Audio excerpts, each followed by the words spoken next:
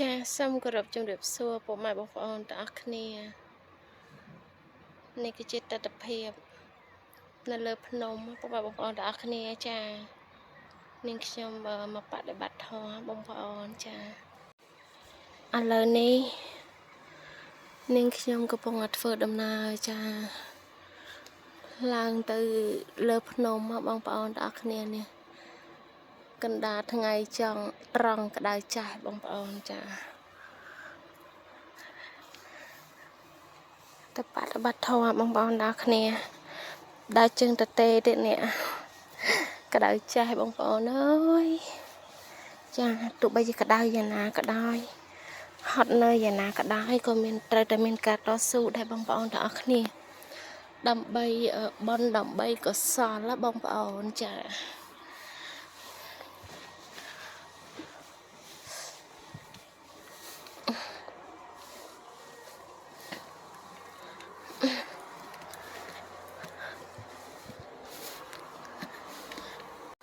ក្តៅបងប្អូនអូយចង់ឆ្អិនជើងមកដល់ខាងលើហើយនៅសល់មិនតិចទៀតពាក់កណ្ដាលទៀតបងប្អូនទៅមកបានពាក់កណ្ដាលទេនេះនាងខ្ញុំថតទស្សនវិជ្ជាចានៅលើភ្នំគួរជាទីជ្រះថ្លាណាស់បងប្អូនចាបងប្អូនទាំងអស់គ្នាមើលវត្តព័ទ្ធជុំវិញ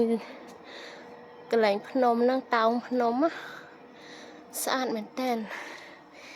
ហើយពេលដែលចូលទៅគឺត្រជាក់ខ្លាំងណាស់បងប្អូនពេលដែលចូលដល់អាងភ្នំចឹងណាហើយនេះឡើងមកតឯងនេះអ្នកគ្រូនៅចាំនៅខាងលើមុនឥឡូវចុះមករត់ទឹកញ៉ាំហ៎ចាមើលទស្សនវិជ្ជាបងប្អូននេះចូលមកដល់ទីនេះចូលមកដល់ត្រឹមនេះគឺត្រជាក់តែម្ដងចាពុកម៉ែបងប្អូនទាំងអស់គ្នាឥឡូវនេះនាងខ្ញុំបានឡើងមកដល់ពាក់កណ្ដាលហើយចាឥឡូវដើរទៅម្ដងទៀតហើយចាឡើងទៅបន្តទៀតចាបងប្អូនទាំងអស់គ្នាចាហើយចូលមកដល់ទីនេះគឺជា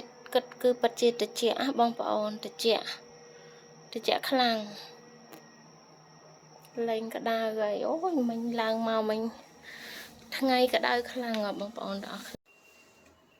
ដល់ពេលទៅវានេះក្តៅខ្លាំងពេកទៅចង់ឆ្អិនជើងបងប្អូនទាំងអស់គ្នាប៉ុន្តែទោះបីជាក្តៅហត់នៅយ៉ាងណាក៏ដោយ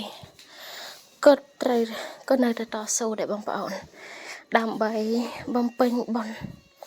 បំពេញកុសលឲ្យខ្លួនឯងព្រោះអីមានតែបុណ្យទេទៅជាទ្រព្យសម្បត្តិពិតប្រាកដដែលយើងអាចយកទៅតាមខ្លួនបានណាពុកម៉ែបងប្អូនទាំងអស់គ្នាចាសូមពុកម៉ែបងប្អូនទាំងអស់គ្នាត្រេកអរអនុមោទនាបុណ្យចាពីនាងខ្ញុំផងចា